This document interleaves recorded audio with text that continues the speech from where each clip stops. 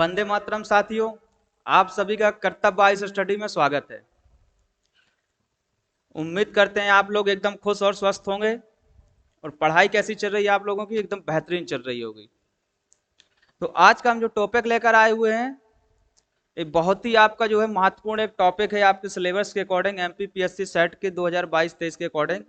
इसमें आप देखेंगे एल्बिडो। क्या है आज की सेशन में हम पढ़ेंगे एल्बिडो। तो पहले समझने का प्रयास करेंगे एल्बिडो जो है कहते किसे हैं, क्या है एल्बिडो और इसको प्रभावित करने वाले कौन कौन से कारक हैं। तो हम पहले एल्बिडो को समझेंगे, बहुत ही सामान्य भाषा में समझेंगे, फिर इसको हम जो है एल्बिडो के बाद इसको प्रभावित करने वाले कारकों को देखेंगे। तो आइए आज के सेशन को स्टार्ट करते हैं और देखते हैं कि एल्बिडो क्या है। तो पहले समझते हैं कि एल्बिडो क्या है। तो एल्बिडो को अगर आप सामान्य भाषा में कहें या समझें तो वह भाग जो पृथ्वी की सतह से परावर्तित होकर वापस चला जाता है सूर्य तप या सूर्य की किरणें, उसे हम क्या कहते हैं, एल्बिडो कहते हैं। अगर सामान्य में देखें तो इसको थोड़ा सा समझने का प्रयास करें। माना कि ये क्या है कि पृथ्वी है, ये पृथ्वी है और ये पृथ्वी की सतह है। ये क्या है, आपकी पृथ्वी की सतह है। ये आपकी पृथ्वी की सतह है, पृथ्वी की सतह हो गया है आपका। और ये आपका क्या है, सूर्य है। और सूर्य से कितना 100 इकाई जो है सूर्य ताप आ रहा है और वे पृथ्वी तक पहुंच रहा है। यहां तक ये पहुंच रहा है। तो यहां पृथ्वी की सतह से जो टकराकर या वायुमंडल से परावर्तित होकर माना कि चला गया कितना 50 से 60%, या इसे आप कह सकते हैं 30 से 35% तक ये क्या है, परावर्तित हो गया। क्या हो गया, परावर्तित। ये परावर्तित होकर चला गया। तो इसको जो भाग परावर्तित होकर वायुमंडल में वापस चला गया है उस भाग को क्या कहा जाता है, पृथ्वी का एल्बिडो कहा जाता है। क्या कहा जाता है उसको, किस भाग को एल्बिडो कहा जाता है, कि जो सूर्य विकिरण जो पृथ्वी को प्राप्त होता है और जो वायुमंडल द्वारा परावर्तित होकर पुनः अंतरिक्ष में या वातावरण में चला जाता है, उस भाग को हम जो है एल्बिडो कहते हैं। अब देखिए एल्बिडो का क्या है कि अपन आ कितनी इकाई रही थी, 100 यूनिट इकाई आ रही थी। ये बादलों के द्वारा, धूल कणों के द्वारा या पृथ्वी की सतह के द्वारा लगभग 30 से 35 प्रतिशत क्या है, प्रकाश सौर विकिरण क्या है, 30 से 35% परावर्तित सौर जो विकिरण है, सौर विकिरण आपकी कहां चली गई, आपकी सौर विकिरण ये अंतरिक्ष में चली गई। ये आपकी अंतरिक्ष में वापस चली गई। तो इन इतने अनुपात को या प्रतिशत को या इन किरणों को क्या है, पृथ्वी का एल्बिडो कहा जाता है। तो उम्मीद है कि आप लोग समझे होंगे, समझने का प्रयास किया होगा कि एल्बिडो जो होता है पृथ्वी की सतह से जो परावर्तित होकर सौर विकिरणें वापस चली जाती है अंतरिक्ष में, उसे हम एल्बिडो कहते हैं। अब एल्बिडो देख लिया अपन ने। अब पृथ्वी का एल्बिडो का औसत कितना होता है, ये प्रश्न बन सकता है कि पृथ्वी का औसत एल्बिडो कितना होता है। तो पृथ्वी का एल्बिडो लगभग, एल्बिडो जो है आपका लगभग जो आपका 30 से 35% है।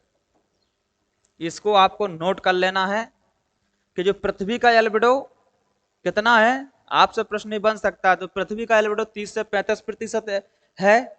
और एल्बिडो कहते कैसे हैं, हो सकता है कि कथन दे दिया जाए कि पृथ्वी के निम्नलिखित कथनों में से बताइए कि कौन सा जो है एल्बिडो को इंगित करता है। तो आपको देखना है कि पृथ्वी से के जो सौर विकिरण परावर्तित होकर अंतरिक्ष में चली जाती हैं, उस अनुपात को पृथ्वी का एल्बिडो कहते हैं, या प्रत्यावर्तन, एल्बिडो या प्रत्यावर्तन कहते हैं। अब पूछेगा, नेक्स्ट प्रश्न पूछेगा कि इसका पृथ्वी का औसत या लगभग कितना एल्बिडो है, तो वो आपका है कि कितना 30 से 35% तक। कितना है आपका ये एल्बिडो, 30 से 35% तक जो है आपका एल्बिडो है। अब एल्बिडो को जो जो आपका है, एल्बिडो को कुछ प्रभावित करने वाले कारक होंगे। भाई एल्बिडो जो पृथ्वी की सतह पर समान रूप से नहीं होता है, किसी का एल्बिडो अधिक होगा तो किसी का कम होगा। कोई जैसे कि उदाहरण के तौर पे अगर आप समझें तो अगर कांच की सतह है तो उस पर क्या होता है कि एल्बिडो या वो उसके प्रकाश परावर्तन की दर अधिक होती है, और वहीं अगर खुरदुरी सतह है तो उसका क्या होता है कि कम होगा प्रत्यावर्तन। तो ये इसको प्रभावित करने वाले कारक। तो एल्बिडो को एक चीज और देखते हैं कि एल्बिडो को जो है किसमें दर्शाया जाता है, तो एल्बिडो को हमेशा जो है प्रतिशत में दर्शाया जाता है। किसमें? प्रतिशत में दर्शाया जाता है। अब देखते हैं इसको प्रभावित करने वाले कारक।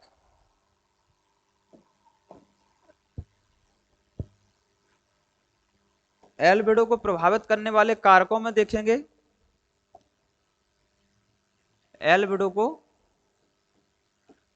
प्रभावित करने वाले कारक।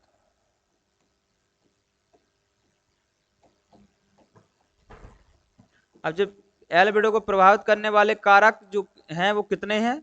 ये आपके दो प्रकार के कारक हैं। कितने प्रकार के आपके एल्बिडो को प्रभावित करने वाले कारक हैं? ये दो प्रकार के होते हैं। एक तो होता है आपका, एक होता है आपका सतह की प्रकृति के आधार पर, सतह की प्रकृति के आधार पर, प्रकृति के आधार पर।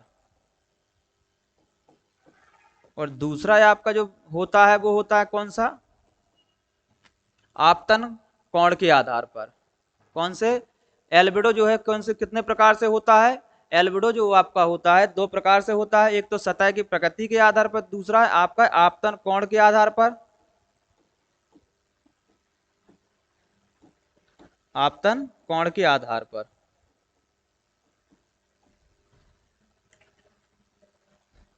तो पहले समझते हैं प्रकृति, सतह की प्रकृति के आधार पर क्या है। आपका जो एल्बिडो है वो सतह की प्रकृति के आधार पर। तो यहां थोड़ा सा पहले इसको समझते हैं।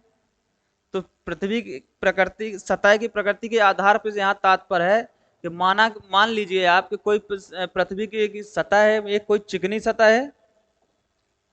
ये आपकी क्या है कि एक सतह जो है,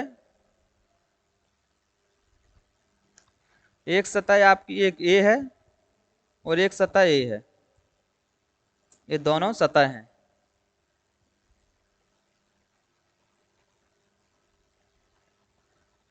यह सतह कैसी है? खुरदुरी है।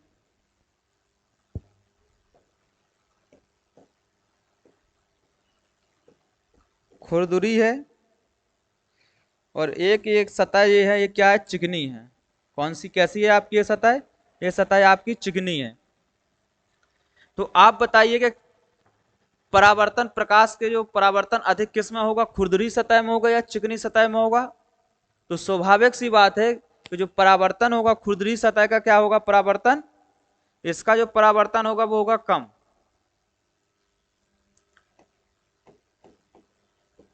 परावर्तन जो होगा इसका क्या होगा? कम होगा। और ये चिकनी सतह का परावर्तन क्या होगा? अधिक होगा। चिकनी सतह का परावर्तन अधिक होगा। अब ऐसे क्यों होता है? क्योंकि आपने देखा होगा अगर कोई सड़क है और एकदम बहुत एकदम चिकनी है तो उसमें आपके जो सतह पर गर्मियों में देखेंगे तो वहां पर आपको क्या है कि कुछ जल जैसा या कुछ तिलमिला झिलमिलाता हुआ कुछ नजर आएगा। ये प्रकाश परावर्तन के कारण होता है। और एक जो खुरदुरी सतह होती है, कच्ची सड़क को आप देखिए तो वहां कच्ची सड़क में आपको इस प्रकार का दृश्य देखने को नहीं मिलेगा। तो कहने का मतलब है कि चिकनी सतह का परावर्तन अधिक होता है। इसमें आप कांच को भी देख सकते हैं। कांच कांच के अगर कांच का कोई एक टुकड़ा हो और उसको रख दीजिए और एक लकड़ी के टुकड़े को रख दीजिए तो अधिक परावर्तन किसका आपको दिखेगा? वो आपको दिखेगा चिकने कांच के ग्लास का। और लकड़ी का परावर्तन कम होगा उस, क्योंकि वो खुरदुरी सतह है। तो ये प्रकृति के आधार पर एल्बिडो जो है निर्भर करता है कि सतह चिकनी है या खुरदुरी है। जितनी अधिक चिकनी होगी उसका उतना अधिक परावर्तन होगा या एल्बिडो होगा, और जोन सतह जितनी खुरदुरी होगी उसका एल्बिडो उतना कम होगा। तो यहां हमने देखा कि इसका खुरदुरी सतह का एल्बिडो कम और चिकनी सतह का एल्बिडो अधिक होता है। इसको भी आपको ध्यान रखना है, ये आपके एग्जाम में पूछा जा सकता है, तो इस आपको प्रश्न को पूछना है। अब आपतन कोण को थोड़ा सा समझते हैं कि आपतन कोण का क्या मतलब है। आपतन कोण से यहां तात्पर्य जो आपका है, आपतन कोण के आधार पर यहाँ आपतन कोण को समझने का तब प्रयास करते हैं। जो आपतन कोण है आपका, आपतन कोण से मतलब है कि सौर विकिरण की किरण का कोण, जो सौर विकिरण है उस सौर किरण कितना डिग्री का कोण बनाती है इससे निर्भर करता है। यानी अगर कोण अधिक होगा, माना कि किसी का कोण, अगर ये कोई किरण है और ये 90 डिग्री का कोण बना रही है, ये क्या है आपकी किरण है, एक किरण है और कितना 90 डिग्री का कोण बना रही है। कोण कितना बना रही है, ये 90 डिग्री का कोण बना रही है। तो इसका क्या होगा कि एल्बिडो जितना अधिक कोण उतना अधिक उसका क्या एल्बिडो कम होगा। यानी 90 डिग्री का कोण बना रही है तो एल्बिडो क्या होगा, कम होगा। अगर इसका एल्बिडो क्या होता और कम हो जाएगा, जैसे जैसे अगर इसका एल्बिडो कम होता, आपतन कोण सॉरी आपतन कोण कम होता चला जाएगा, एल्बिडो अधिक होता चला जाएगा। तो यहाँ कोण से संबंधित है, आपतन कोण को हमने क्या समझा, एक कोण से संबंधित है। अब इनका थोड़ा सा संबंध देख लेते हैं कि कोण में एल्बिडो और कोण का जो संबंध होता है वो जस्ट व्युत्क्रमानुपाती या विपरीत संबंध होता है। यानी कि अगर एल्बिडो अधिक होगा, एल्बिडो का संबंध जो है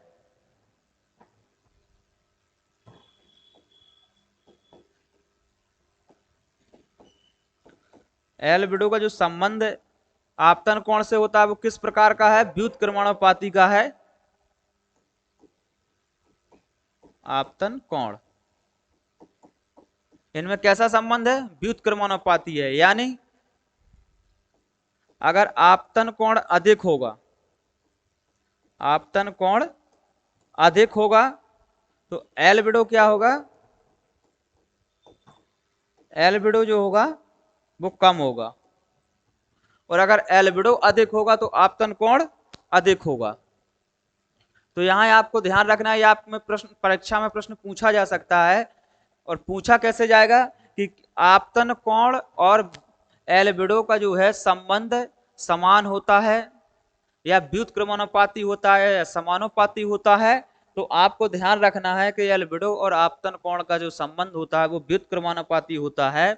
अगर एल्बिडो अधिक होगा तो आपतन कोण का मान कम होगा, और आपतन कोण का मान अगर कम होगा तो एल्बिडो का मान अधिक होगा। तो हमने यहाँ आपतन कोण एल्बिडो की प्रगति के सतह पर समझा। अब देखते हैं कि विभिन्न परतें, यहाँ जो है आपको जो एल्बिडो आपकी है विभिन्न सतहों का के लिए कभी कभार क्या है कि मिलान करने के लिए आ जाता है और ये पूछ लिया जाता है एग्जाम में कि सबसे अधिक एल्बिडो किसका होता है। तो आप उनको विभिन्न प्रकार की सतहों का जो है एल्बिडो को देखना है। तो आपको क्या करना है कि विभिन्न सतहों के एल्बिडो को देखना है। तो किस सतह का एल्बिडो कितना होता है इसको आपको थोड़ा सा ध्यान से देखना हो सकता है, तो इसका आप जो है नोट कर लीजिएगा, क्योंकि ये यहां से प्रश्न आपका बनेगा ही बनेगा। तो आइए देखते हैं कि सबसे अधिक आपका जो एल्बिडो होता है वो किसका होता है। ये आपसे सीधा सीधा प्रश्न पूछ सकता है कि सबसे अधिक एल्बिडो किसका होता है। तो सबसे अधिक एल्बिडो आपका ये है किसका, हिम आवरण का होता है। किसका सबसे अधिक होता है, हिम आवरण का होता है, यानी बर्फ का सबसे अधिक एल्बिडो होता है। अब ये क्यों होता है, थोड़ा इसको समझने का प्रयास करिएगा। क्यों होता है कि हमने अभी आपको बताया था कि जिसकी जितनी चिकनी सतह होगी ना, चिकनी सतह का एल्बिडो क्या होता है, अधिक होता है। चिकनी सतह का क्या होता है, सतह का एल्बिडो अधिक होता है। चिकनी सतह का एल्बिडो अधिक होता है, खुरदुरी सतह का क्या एल्बिडो कम होता है। तो हिम क्या होती है, एक इसकी बहुत ही चिकनी सतह होती है और इसमें क्या है कि जो बर्फ के कण होते हैं वो बहुत ही तेजी से प्रकाश का परावर्तन कर देते हैं। तो आपको ध्यान रखना है कि सबसे अधिक एल्बिडो होता है हिम का, फिर दूसरा नंबर पे आपको याद रखना है घने बादलों का। किसका? घने बादलों का आपका जो है, घने बादलों का कितना होता है? 70 से 80% तक होता है। फिर होता है हल्के बादल, हल्के बादलों का 25 से 80%। ये सभी के सभी क्या है आपके 80% में दिए हुए हैं। ये क्या है आपके, ये सभी जो है परसेंट में दिए हुए हैं। तो सबसे अधिक आपको याद रखना है हिम का, फिर दूसरा घने बादल का 70 से 80%, फिर तीसरे नंबर पे हल्के बादलों का 25 से 80%, और फिर रेत का आता है। रेत का कितना होता है, ये भी पूछा हुआ प्रश्न है, तो आपको इसको याद रखिएगा कि रेत का जो होता है वो लगभग 20 से 30% तक एल्बिडो होता है। रेत का कितना होता है? 20 से 30% तक। फिर 14 से 27% कंक्रीट का होता है, और वन का कितना होता है? 17 से 27%। ये भी आपको ध्यान रखना है, हो सकता है कि आपसे ये पूछ लिया जाए। तो कंक्रीट का कितना है? कंक्रीट का आपका 17 से 27%, सॉरी, और घास का 14 से 37%। घास का कितना है? 14 से 37% घास का है। वन का कितना है? वन का 5 से 10% है। इसको आप बहुत जो है याद रखिएगा, क्योंकि अधिकांश संभवतः ये प्रश्न पूछा जा सकता है, क्योंकि जलवायु परिवर्तन के समय में पर्यावरण या वनों के लिए बहुत ही संवेदनशील विषय है, और इस संवेदनशील विषय की दृष्टि से जो है प्रश्न को पूछा जा सकता है। तो आपको रखना है कि वन का एल्बिडो कितना है? वन का जो है 5 से 10% एल्बिडो है। और सबसे कम कितना है? जल का 3 से 5%। और शुष्क सतह है, या पृथ्वी की सतह है जो शुष्क वाली है, स्थल भाग है, उसका 15 से 25% है। तो यहाँ कहने का तात्पर्य यह है कि आपको क्या करना है कि सबसे अधिक किसका है, आपके जो प्रश्न की बनने की संभावना है वो क्या है कि सबसे अधिक है। तो सबसे अधिक आपको ये एल्बिडो याद रखना है कि वो कौन सा है। सबसे अधिक आपका जो एल्बिडो है वो किसका है? बर्फ का या हिम का है? वो है आपका बर्फ या हिम का। बर्फ या हिम कह सकते हैं आप। दूसरे नंबर पे क्या है आपका? घने बादल हैं, घने बादल हैं। और सबसे कम किसका है? सबसे कम, तो सबसे कम आपको याद रखना है जल का है। जल का 3 से 5% तक है। कितना है? 3 से 5% जल का है। तो यहाँ आपको याद रखना है कि एल्बिडो जो है वो दो, सबसे अधिक याद रखना है आपको हिम का। सबसे अधिक याद किसका रखना है आपको? हिम का रखना है आपको याद, हिम का। और सबसे कम आपको याद रखना है जल का। और दूसरा जो अगर याद रखना है वो है अधिकांश वन का। वन का कितना? 5 से 10% आपका एल्बिडो है। वन का कितना है? 5 से कितना है? 5 से 10%। यही एल्बिडो में आपको 3 प्रकार से रखना था। तो हमको बस यही 3 आपको एल्बिडो हमने देखा, इसको बताना था, यहीं से प्रश्न आने की पूरी पूरी संभावना है। तो हमने एल्बिडो देखा कि एल्बिडो क्या होता है। एल्बिडो को की सतह को प्रभावित करने वाले कारक हमने देखे, तो 2 प्रकार के कारक थे एल्बिडो के। कौन कौन से थे आपके एल्बिडो को प्रभावित करने वाले कारक? सतही कारक और आपतन कोण। आपतन कोण और एल्बिडो में जो संबंध होता है व्युत्क्रमानुपाती होता है। एल्बिडो अगर अधिक होगा तो आपतन कोण कम होगा, आपतन कोण कम होगा तो एल्बिडो अधिक होगा। और विभिन्न सतहों के प्रभावित विभिन्न सतहों के परावर्तन वाले एल्बिडो, तो सबसे अधिक बर्फ का या हिम का होता है, दूसरे नंबर पर घने बादलों का होता है, और सबसे कम होता है जल का एल्बिडो। तो चलिए दोस्तों, हमने इस सेक्शन को कंप्लीट किया हुआ है। मिलते हैं नेक्स्ट सेशन में। नेक्स्ट सेशन के लिए, तब तक के लिए धन्यवाद। जय हिंद, वंदे मातरम। थैंक यू साथियों।